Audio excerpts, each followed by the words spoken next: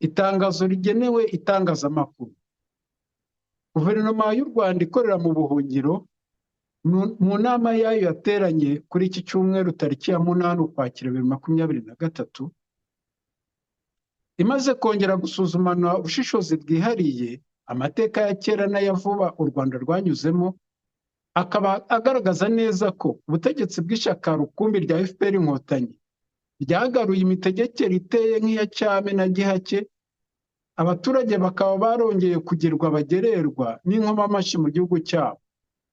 Akarengane n'urugomo bikorerwa rubanda bikaba byarahawe intebe, kwicwa kwa hato na hato, kuburirwa irengero, gufungirwa akamama, kwamburwa imitungo, gusenyerwa amazu, kurandurirwa imyaka n'ibindi nk'ibyo bigaragaza ko abaturage bambuwe uburenganzira bwabo hafi ya bwose. Imaze kubona ko ubukungu bw'igihugu bwarindimutse kubera uruhererekane rw'ibyemezo bya politike bidahwitse, byashegeshe iterambere ry'ubukungu muri rusange, hakiyongeraho ubushake bwa politike ya FPR Inkotanyi bwo gutindahaza rubanda no gukubira ibyiza byose by'igihugu mu maboko y'agatsiko gato k'abavantara bagaragiye umunyagitugu kabuhariwe Paul Kagame. Imaze kubona ko urubyiruko rwakabaye Rwanda rw'ejo rwaramaze kwiheba kubera ivangura bakorerwa ku mugaragaro, itotezwa n'inshuro za hato na hato, ibyo kandi bigaherekezwa no kuba nta politiki ihamye yo kugarurira icyizere cy'ejo hazaza heza yigeze ishyirwa mu ngiro. Imaze kubona ko inzego z'ubutabera zahinduwe igikoresho cyo kwimika ruswa, kurenganya, gucecekesha no gukandamiza rubanda. Imaze kugaya uko inzego z'umutekano zakagombye kurengera bene igihugu zahinduwe igikoresho cy'iterabwoba n'urugomo bihungeta abaturage no mu mahanga bahungiyemo. Imaze kwitegereza akaga gakomeye igihugu cyacu cyenda gushorwamo biturutse mu mubano mubi cyane abategetsi ba FPR Inkotanyi bafitanye n'ibihugu duturanye, bitewe ahanini n'ibitero bya kinyeshyamba bidahuga ingabo za Paul Kagame zikomeje kugaba ku baturanyi, hagamijwe guhungabanya ubutegetsi, kurimbura abaturage b'inzirakarengane no gusahura imitungo kamere, nk'uko byakomeje kugenda mu gihugu cya Repubulika Iharanira Demokarasi ya Kongo. Imaze kubona ko ingoma y'igitugu ya FPR Inkotanyi ikomeje kwikubira urubuga rwa politike, gutoteza, gufunga no kwica abanyapolitike batavuga rumwe nayo, abandi ikabacira ishanga, ikabangira burundu gusubira mu gihugu cyabo kubera gutinya demokarasi, guhonyora itegeko nshinga rya Repubulika y'u Rwanda n'andi mategeko igamije kwigundiriza ku butegetsi ubuziraherezo hakoreshejwe iterabwoba. Imaze kubona neza ko Paul Kagame amaze imyaka 3 yose yarataye inshingano z'umukuru w'igihugu kubera impamvu zitasobanuriwe rubanda, bikaba bigaragarira buri wese ko izo nshingano zasigiwe Minisitiri w'Intebe Edouard Ngirente mu buryo bufifitse kandi bunyuranyije n'itegeko nshinga. Hakaba haragaragaye ibimenyetso byinshi bitwemeza ko ubutegetsi bw'igihugu bwigaruriwe n'abagizi ba nabi n'abanyarugomo bataramenyekana, babukoresha kenshi no mu buryo bunyuranye mu nyungu zabo bwite.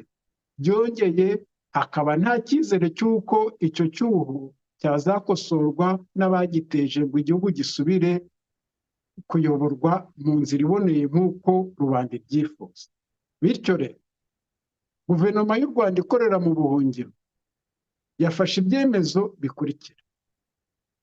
Icya mbere, isanze amatora akwiye kugirwa icyanzu cyiza cyo gufatanya n'abaturage kwisubiza uburenganzira bwo gukuraho ubutegetsi bubi mu Rwanda no kwitorera abategetsi bashishikajwe koko no kurengera inyungu nyakuri za rubanda. Icya kabiri, mu rwego rwo gufasha abaturage kuva mu gihirahiro, yiyemeje kuzitabira amatora ateganyijwe mu mwaka wa 2024 kandi ikazakora ibishoboka byose ngo ibihato byose FPR yagerekeranyije bikurwe mu nzira, bityo amatora azashobore gukorwa mu mucyo. Ya gatatu, ihisemo kandi itangarije rubanda umukandida ku mwanya wa perezida wa repubulika izashyigikira ari we Padri Thomas Nahimana usanzwe yiyobora.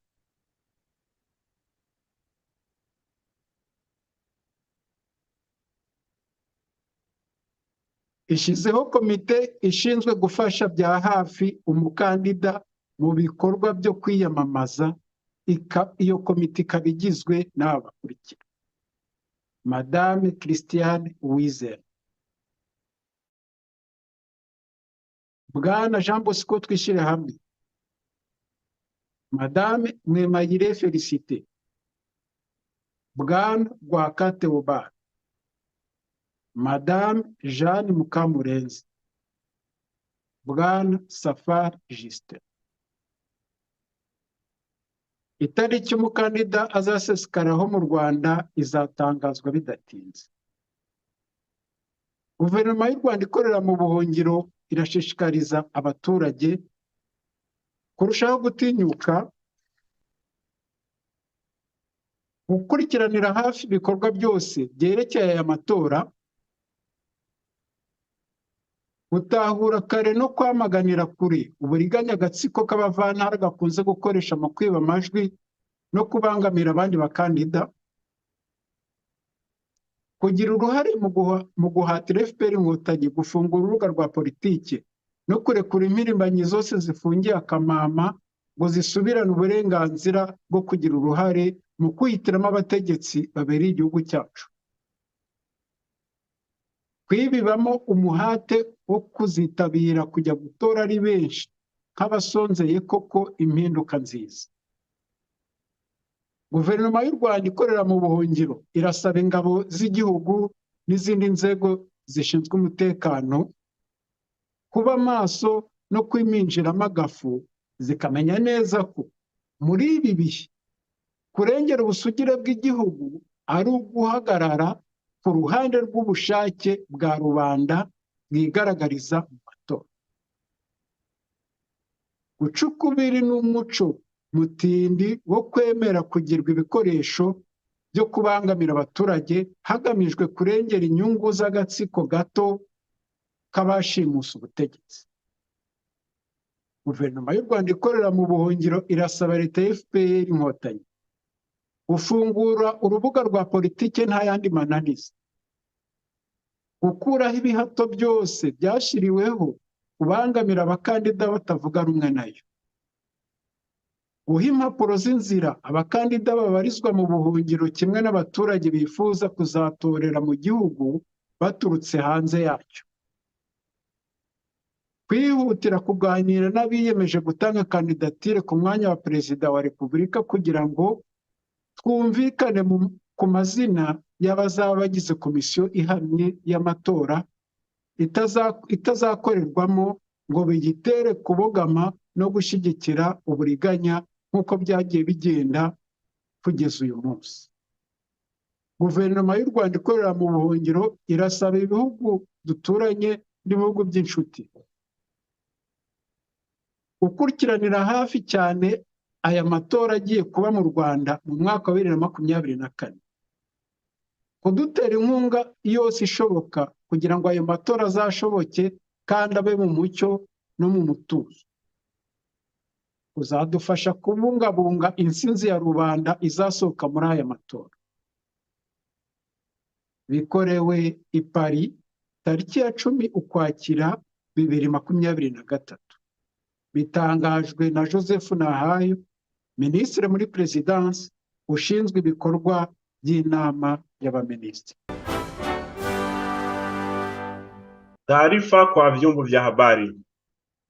Serikali ya Rwanda iliyopo uhamishoni katika mkutano wake wa tarehe 8 Oktoba 2023 baada ya mapitio ya kina na ufahamu maalum wa historia ya zamani na ya hivi karibuni ya Rwanda, imeonyesha kabisa kwamba chama pekee cha RPF Inkotanyi kimerejesha utawala kama wa kifalme na kitumwa, na raia wanatawaliwa tena kama watumwa kwenye nchi yao bila kufuata haki na usawa na ukatili dhidi yao umekuwa sheria. Baada ya kuona kwamba uchumi wa nchi umeathiriwa na msururu wa maamuzi ya kisiasa yasiyofungamana ambayo yamechangia maendeleo ya jumla ya kiuchumi na utashi wa kisiasa wa RPF Inkotanyi, wakandamiza watu na kuchukua mema yote ya nchi mikononi mwa kundi dogo la wageni ambalo huongozwa na dikteta wa ajabu Paulo Kagame.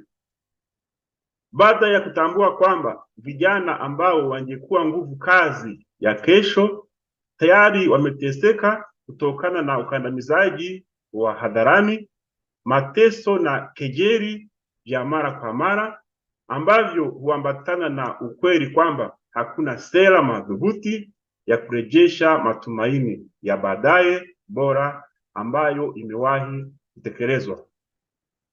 Baada ya kuona kwamba mahakama imebadilishwa kuwa chombo cha rushwa, ukosefu wa haki, ukimya na ukandamizaji, baada ya kulaani vikosi vya usalama ambavyo badala ya kulinda raia wamekuwa chombo cha ugaidi na vurugu dhidi yao na kufuata popote walipokimbilia utawala sugu, baada ya kuona hatari kubwa nchi yetu inakaribia kuangukia kutokana na uhusiano mbaya kati ya utawala wa RPF Inkotanyi na nchi jirani, hasa kutokana na mashambulizi ya waasi wanaoungwa mkono na vikosi vya Paulo Kagame ili kuiumbisha nchi jirani, uharibifu wa raia wasio na hatia na uharibifu wa mali asili kama ilivyoendelea katika Jamhuri ya Kidemokrasia ya Kongo.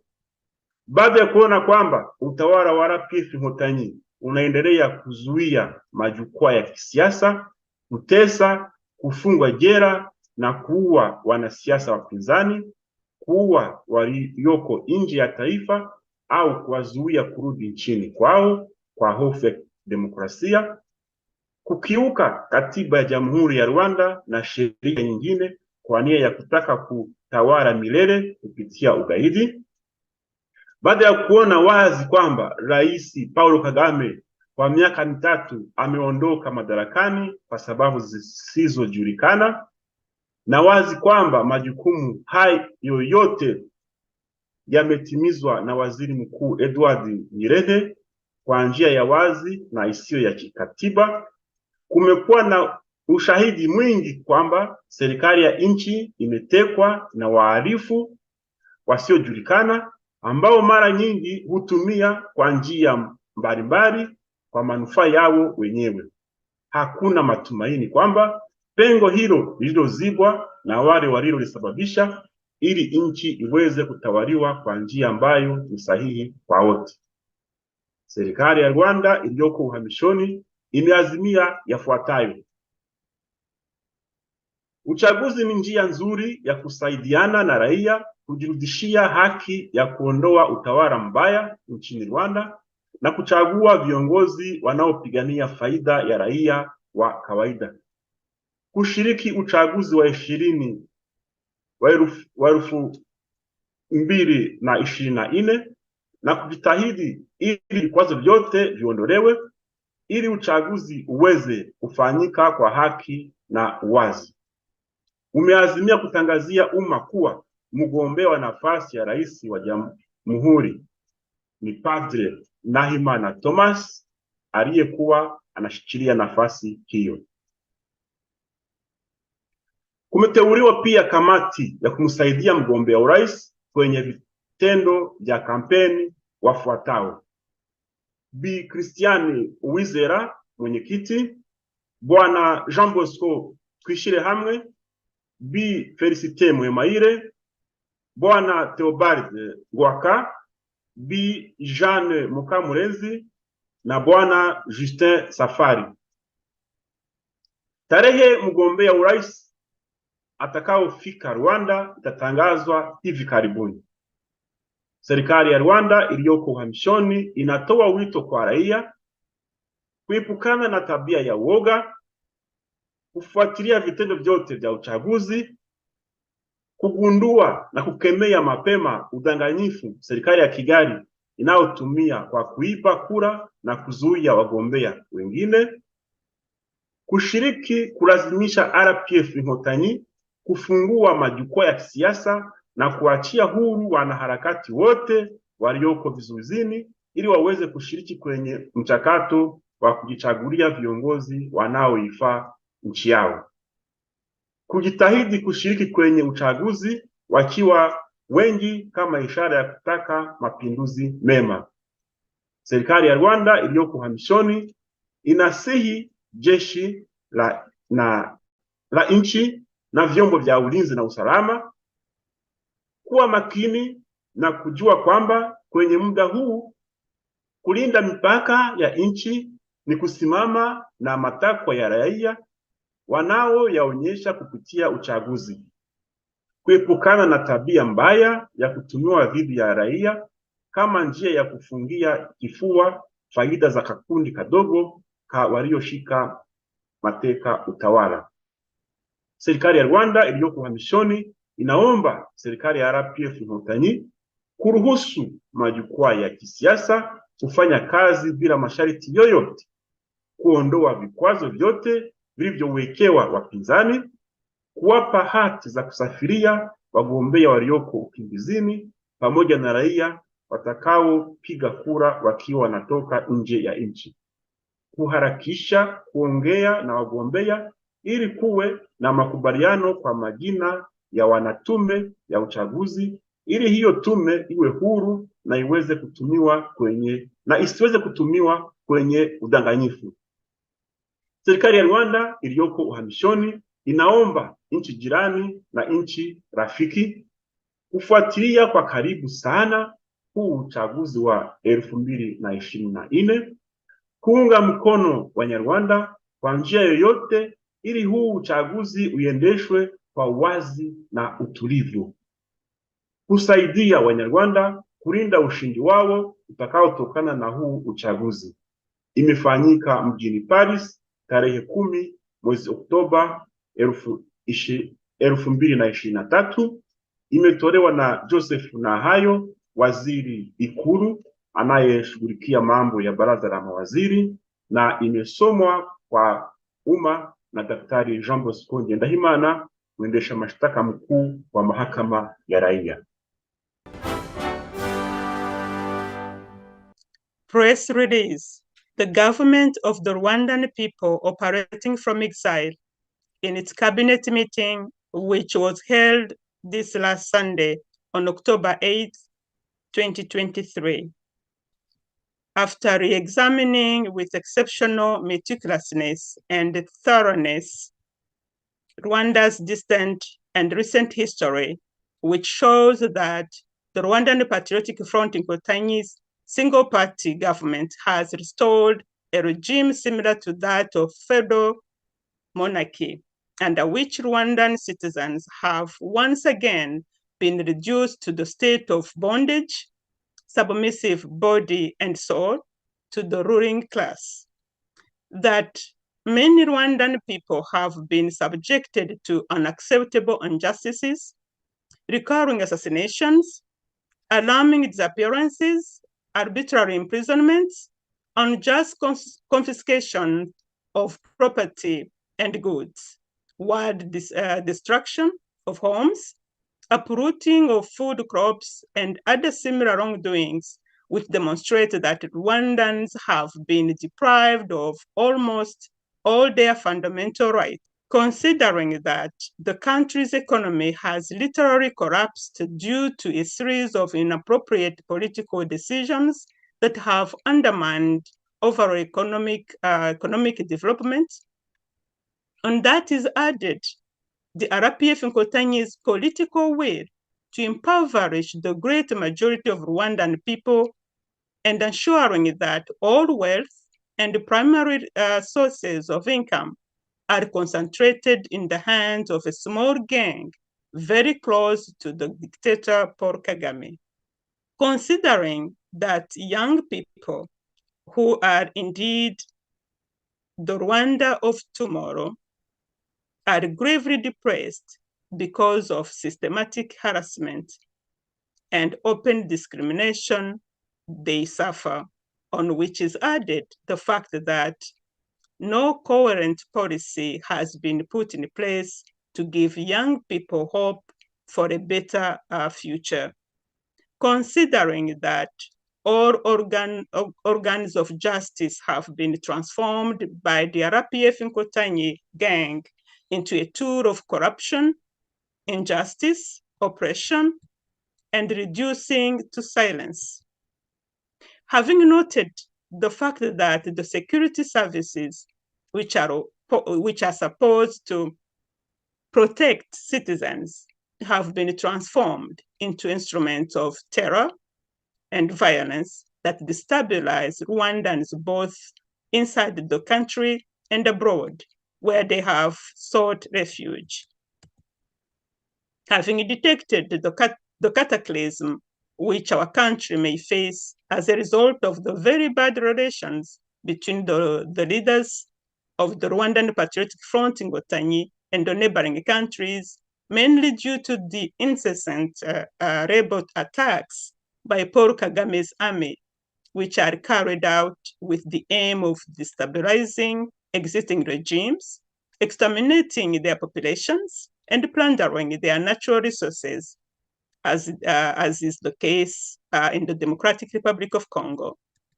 Having noted that the dictatorial regime of RPF Inkotanyi, for fear of democracy, continues to mobilize the political space, harassing, imprisoning, and assassinating many political actors, members of opposition, and forcing others into exile, openly acting against the Constitution of the Republic of Rwanda and other laws in order to maintain itself in power forever by force. Having clearly noted that President Paul Kagame has abandoned his duties as head of state for 3 years for reasons that have never been announced to the public, that some of these duties are usually reserved by the Constitution to the President of the Republic, are illegally exercised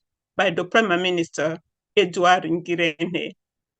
And to that is added a bundle of indicators with the nature to prove that the supreme authority has been taken hostage by criminals and evildoers who are not yet identified, using it very often in diverse ways and manners for their selfish gains. Having noted the lack of any political determination to redress the situation and correct the abnormalities and the grave dysfunctions at the top of the state for a quick reinstatement of constitutional order so desired by the people, the government of the Rwandan people operating from exile has formulated the following resolutions. It considers elections to remain a good opportunity for people to use as an alternation susceptible to replace bad governance with the new leaders adept to better protect true interests of the people. In order to help Rwandan people to come out of confusion, it has decided to actively participate in the elections scheduled in 2024 and to do everything possible to shatter all obstacles to the electoral process established by the Rwandan Patriotic Front in order that the elections can be held with transparency. It appoints and announces to the public that Padri Thomas Nahimana, its current president, its candidate for the post of President of the Republic. It nominates a campaign committee designed to assist the candidate in this election campaign. And members of that committee are Ms. Christiane Wizera, coordinator of the committee, Mr. Jean Bosco Twishirehamwe, Miss Felicite Mwemayire, Mr.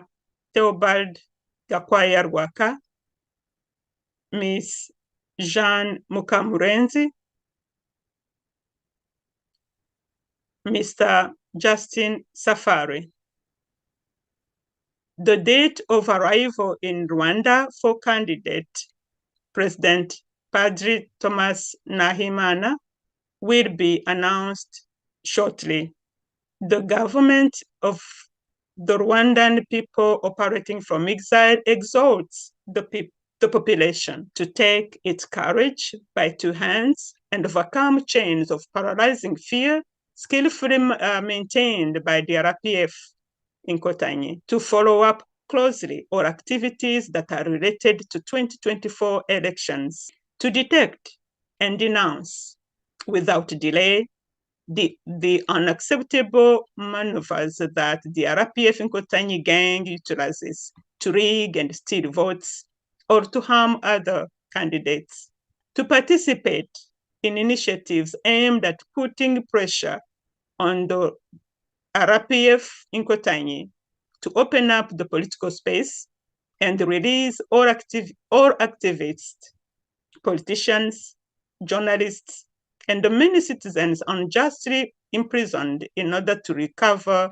the right to participate in electing worthy leaders, to go to polling stations in great numbers on the D-Day in order to make effective the revolutionary change they are longing for. The government of the Rwandan people operating from exile demands the RPF in Kotanyi's army and other security services to renew their oath of loyalty to the nation, in remembering that defending the integrity of the territory is also siding with the will of the people, which is sovereignly expressed at the occasion of that of fair and transparent election, to give up damned custom of betraying the people in order to defend the interest of selfish, crooked leaders. The government of the Rwandan people operating from exile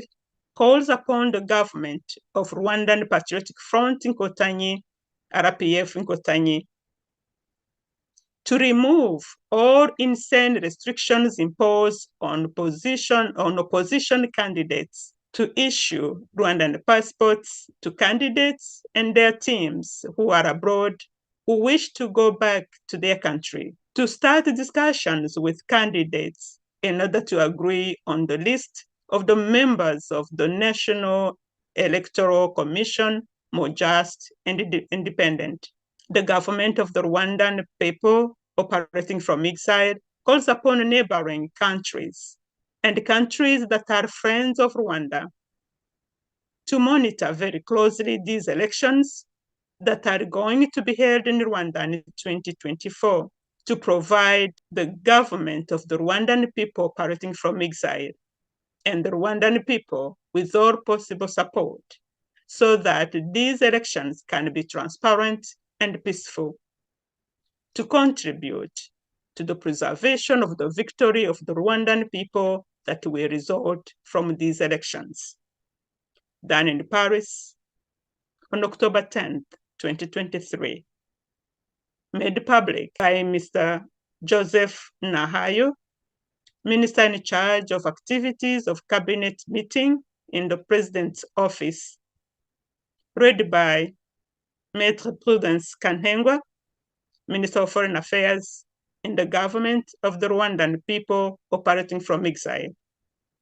Thank you. Communiqué de presse. Le gouvernement du peuple rwandais en exil, dans sa réunion ordinaire du dimanche 8 octobre 2023, après avoir réexaminé avec minutie l'histoire lointaine et récente du Rwanda, qui montre que le gouvernement du parti unique du FPR Inkotanyi à restaurer un régime similaire à la monarchie féodale sous laquelle les citoyens rwandais ont été encore une fois réduits à l'état de serfs, soumis corps et âme à la classe dirigeante, que de nombreux Rwandais sont victimes d'injustices inacceptables, d'assassinats récurrents, de disparitions inquiétantes, d'emprisonnements arbitraires, de confiscations injustes de biens, de destruction sauvage d'habitations, de déracinement des cultures vivrières et d'autres exactions similaires qui démontrent que les Rwandaises et les Rwandais ont été privés de presque tous leurs droits fondamentaux. Considérant que l'économie du pays s'est littéralement effondrée en raison d'une série de décisions politiques inappropriées qui ont miné le développement économique global. À cela s'ajoute la volonté politique du FPR Inkotanyi de paupériser la grande majorité du peuple rwandais et en s'assurant que toutes les richesses et les principales sources de revenus soient concentrées entre les mains d'un petit gang très proche du dictateur Paul Kagame, considérant que les jeunes qui sont à juste titre le Rwanda de demain sont gravement déprimés à cause du harcèlement systématique et des discriminations ouvertes qu'ils subissent, auxquelles s'ajoute le fait qu'aucune politique cohérente n'a été mise en place pour donner aux jeunes l'espoir d'un avenir meilleur, considérant que tous les organes de la justice ont été transformés par la junte du FPR Inkotanyi en un outil de corruption, d'injustice, d'oppression et de réduction au silence, ayant noté le fait que les services de sécurité censés protéger le citoyen ont été transformés en instruments de terreur et de violence qui déstabilisent les Rwandais tant à l'intérieur du pays qu'à l'extérieur où ils ont trouvé refuge, ayant décelé le cataclysme qui risque de s'abattre sur notre pays en raison de très mauvaises relations entre les dirigeants du FPR Inkotanyi et les pays voisins, principalement des attaques rebelles incessantes que l'armée de Paul Kagame, lesquelles rébellions sont menées dans le but de déstabiliser les régimes en place,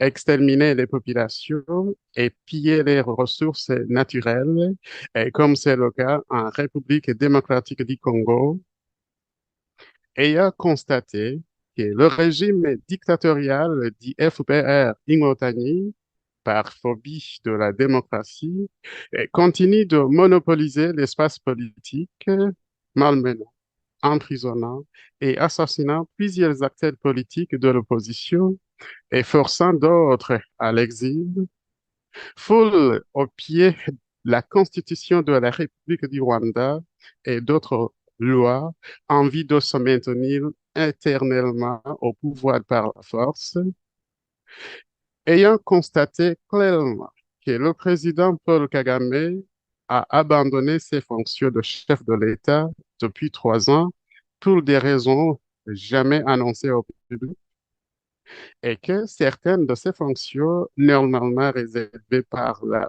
Constitution au président de la République sont illégalement exercées par le Premier ministre, Dr. Edouard Ngirente, et qu'à cela s'ajoute un faisceau d'indices de nature à prouver que le pouvoir suprême est pris en otage par des criminels et des malfaiteurs non encore identifiés, l'utilisant souvent et de diverses manières pour leurs intérêts égoïstes, n'ayant constaté aucune volonté politique de redresser la situation et corriger ces anomalies et dysfonctionnements graves au sommet de l'État, pour un retour rapide à l'ordre constitutionnel voulu par le peuple, le gouvernement du peuple rwandais en exil a formulé les résolutions qui suivent.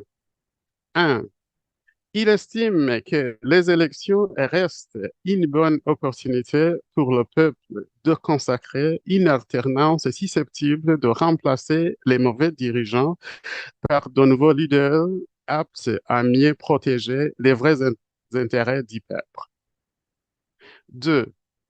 Afin d'aider le peuple rwandais à sortir de la confusion, il a décidé de participer activement aux élections prévues en 2024 et de faire tout ce qui est en son pouvoir pour faire voler en éclats toutes les entraves au processus électoral érigé par le FPR Ingotani, afin que les élections puissent se dérouler de manière transparente.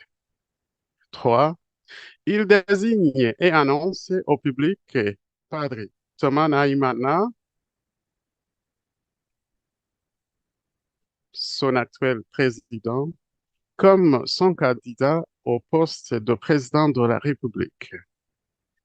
Il nomme un comité de campagne destiné à épauler le candidat de sa campagne électorale et les membres de ce comité sont les suivants. Madame Christiane Ouizera, présidente.